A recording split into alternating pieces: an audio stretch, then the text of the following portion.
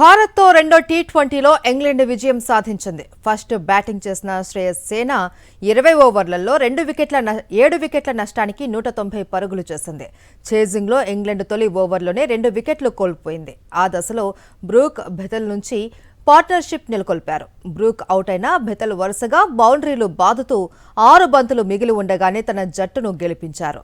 బ్యాన్టన్ 39 పరుగులు చేశారు. First T20 వర్షంతో రద్దుగా సెకండ్ టీ20లో భారత్ ఓటమి పాలవడం అభిమానులను నిరాశపరిచింది.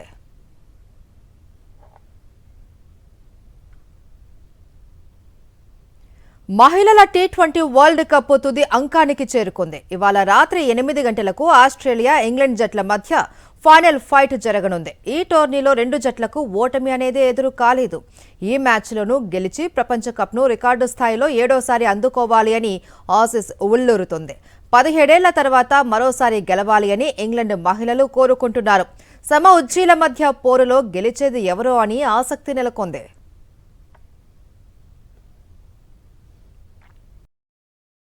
మరిన్ని అప్డేట్స్ కోసం ఛానల్ ను సబ్స్క్రైబ్ చేయండి.